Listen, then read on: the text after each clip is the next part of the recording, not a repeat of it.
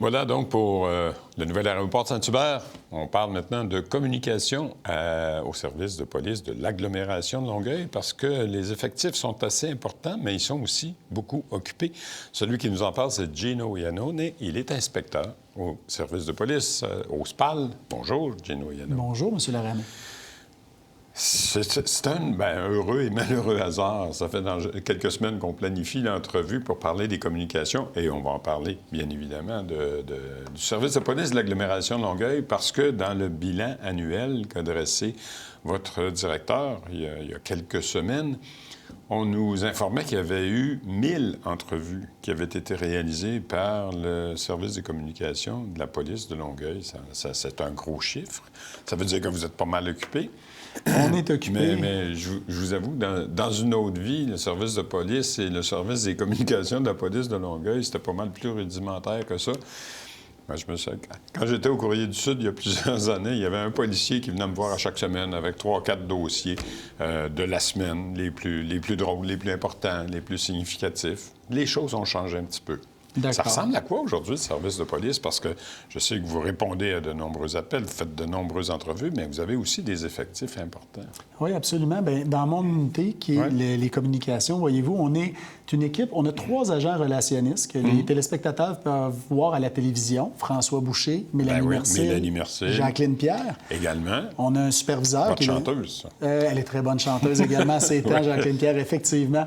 On a notre sergent, Patrick Barrière, qui est le sergent de l'unité. Qui est de retour. Qui est de retour. Patrick qui a eu une absence de quelques années, mais qui est maintenant de retour. Donc, on est content de le revoir dans l'équipe et de bénéficier de son savoir. On a un conseiller en communication civile. Un ancien journaliste. Tout à fait, M. Benoît Tranche-Montagne, ancien journaliste connu du milieu journalistique. Qui nous était à TQS, je pense. À l'époque. Oui. J'étais jeune enfant quand je l'ai connu à TQS. J'espère qu'il ne m'entend pas. Je ne veux pas le vieillir.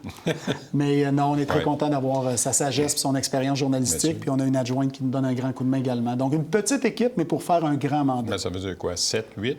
Une dizaine de personnes? Bien, on les a tous nommés, là. Donc, je vous dirais qu'on vient d'arrêter à l'unité des communications du SPAL. On les calcule vite, on est à 7, là. OK. Et vous-même? Et moi-même. Mais vous, c'est pas votre fonction principale, quand même, les communications. Vous êtes police de concertation. L'êtes-vous toujours?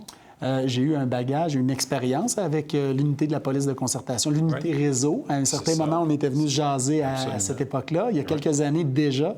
Mais voyez-vous, aujourd'hui, depuis 2 ans maintenant, ça va faire, 2 ans que je suis à l'unité des communications. Okay. C'est vraiment mon mandat dédié. principal actuellement, tout à fait, de s'occuper communication interne, externe, relation avec les médias, fait que je suis avec vous aujourd'hui. Bien sûr. Voilà, donc c'est vraiment de la nouvelle expérience, mais c'est vraiment un très grand apprentissage. Et c'est important, je pense, que pour un service de police, d'être présent dans les médias, de communiquer avec la population, que ce soit pour les informer rapidement des événements.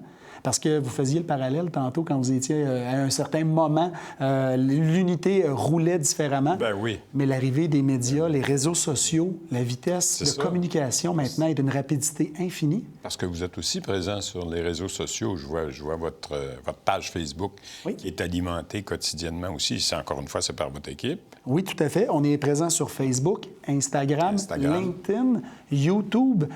Donc, on se doit d'être de plus en plus à différents endroits pour rejoindre différentes clientèles. Oui, c'est ça, parce que vous essayez de les rejoindre partout.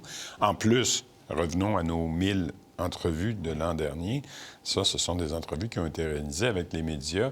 Je présume que durant cette année-là, il y a eu des événements qui vous ont sollicité plus que d'autres.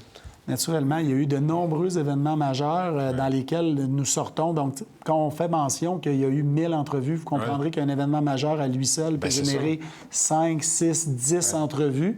Mais 1000 entrevues, ça veut dire naturellement que... C'est 3 par jour, non? Oui, si vous faites la moyenne, c'est 3 par jour. C'est ça. Mais c'est que ça veut dire que le service de police est très occupé également. Donc, quand on a des entrevues, c'est relié à des événements majeurs. Nos événements majeurs font en sorte que nos effectifs terrain, nos unités spécialisées, nos enquêteurs sont mis à partie. Ouais. Donc oui, on a été très, très sollicités. Puis pas plus loin que cette semaine, vous en faisiez mention. C'est ça, je disais, c'est un heureux ou malheureux hasard. Cette semaine, vous avez eu au moins, à ma connaissance, 3 événements qui vous ont sollicité beaucoup. Il y a eu une personne qui est décédée là, au IGA sur le chemin de Chambly, place Jacques-Cartier. Oui. une mort violente. Il y a eu également un accident qui a fait un autre décès du côté de Greenfield Park. C'est exact. Puis il y a eu la dame que vous cherchez depuis 6 mois du côté de Boucherville. Vous avez mobilisé des équipes à Boucherville. Vous avez, encore une fois, fait des entrevues en masse. Oui, mais c'est bien que vous amenez ces 3 exemples-là parce que ça démontre à quel point, par moment, l'objectif de communication est différent. Exemple, vous amenez l'événement du chemin Chambly, la personne décédée et l'accident qu'il y a eu également avec un quadriporteur sur Tachereau. Ce sont 2 événements majeurs dans lesquels on communique rapidement avec la population parce qu'on se doit de les informer, parce que si on ne le fait pas, il y a des gens, je vous l'ai dit, aujourd'hui, tout le monde est journaliste à ces heures et on a tous des téléphones cellulaires, les pages Spotted ou les différents réseaux sociaux. Les gens mettent plein d'images sur ces différents réseaux-là. Donc, si la voie officielle, qui est le service de police, quand c'est un événement qui relève de notre fonction, on ne prend pas parole et on n'amène pas des faits, le vide va se nourrir. Et ce qu'on ne désire pas, naturellement, c'est la désinformation qui peut s'installer, que ça monte en aiguille, puis on veut relativiser les faits parce qu'on doit informer la population et surtout la rassurer également. Donc, c'est utile pour vous? C'est absolument utile. On a de nombreux commentaires très positifs par notre proactivité parce qu'il faut être rapide. Il faut être rapide sur la nouvelle. Aujourd'hui, on le dit. On le sait, nous autres aussi. Le monde des médias, je vous apprends rien. Hein? Vous le savez, il faut arriver premier avant un autre journaliste et tout. Mais je veux dire, il faut vraiment communiquer. Et dans l'exemple de la disparition de la dame dont vous faites mention à Boucherville, on a un objectif de naturellement informer la population avoisinante de qu'est-ce que fait un très gros déploiement policier dans leur secteur. S'ils ne comprennent pas, ils posent des questions et c'est naturel, je ferai de même. Et c'est également de demander l'aide du public. Oui, c'est ça, pour générer de l'aide ou en tout cas pour peut-être faire débloquer justement des dossiers comme ceux-là, parce que la dame, pour nos téléspectateurs, a disparu depuis le mois d'octobre. Il y a eu des recherches qui ont été effectuées dans un secteur de campagne boisée à Boucherville, 2 rangs, du Stucru rang d'Anjou. Mais je pense que ça n'a pas donné beaucoup de résultats. Malheureusement, on n'a pas retrouvé la dame, malheureusement. Les démarches d'enquête se poursuivent et on continue toujours à faire appel à la population. D'ailleurs, les informations sur cette dame sont épinglées sur notre page Facebook, donc n'importe qui peut aller la consulter. Vous l'avez dit tantôt, les rôles changent, mais les rôles de policiers aussi changent parce que faire des communications pour les policiers, puis je lisais une entrevue que vous avez donnée au Devoir il n'y a pas si longtemps, où vous disiez que le rôle des policiers change, le vôtre aussi, parce que là, on ne parle plus de patrouille, on ne parle plus de donner des contraventions ou d'arrêter des voleurs. Votre rôle en termes de communication a changé, votre affectation en tant que policier aussi.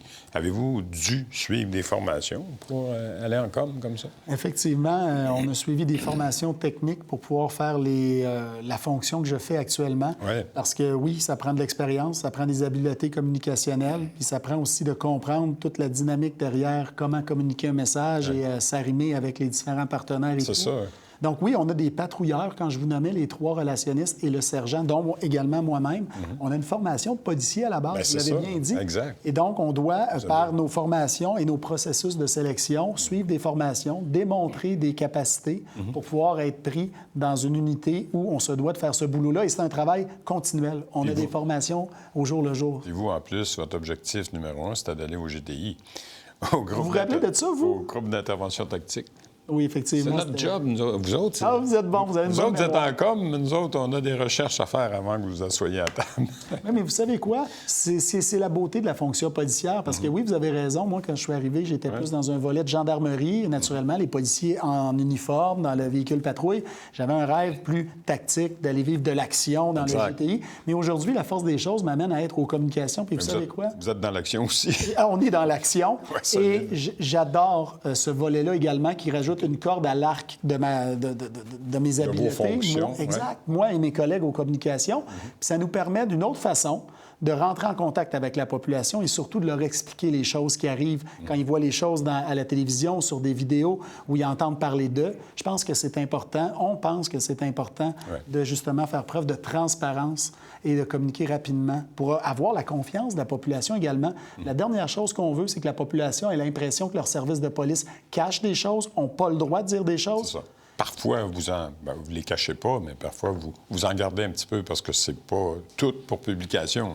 Puis merci de l'aborder parce que vous avez raison. Je sais qu'à la maison, il y a des gens qui se disent « Ouais, mais des fois, la police, vous ne dites pas tout. C'est qu'on n'a pas le droit par moment de donner des informations. Lorsqu'il y a une enquête en cours, lorsqu'on a des victimes à protéger l'identité ou à protéger qui s'implique Les dans enquêtes l'enquête. Les protéger. techniques d'enquête, c'est un terme que les gens à la maison entendent souvent, technique d'enquête. Mais une technique d'enquête, là, c'est parce que si on dit à la population ce que la police fait pour réussir à résoudre leurs enquêtes, bien, on parle également à nos criminels et on veut surtout pas que nos criminels s'adaptent. Tout le monde entend. Vous comprenez? Une dernière question. Dans le dépôt du rapport annuel de votre chef l'autre jour, il a ciblé 6 priorités organisationnelles. Puis une de ces priorités-là, ce sont les communications. Ça veut dire quoi?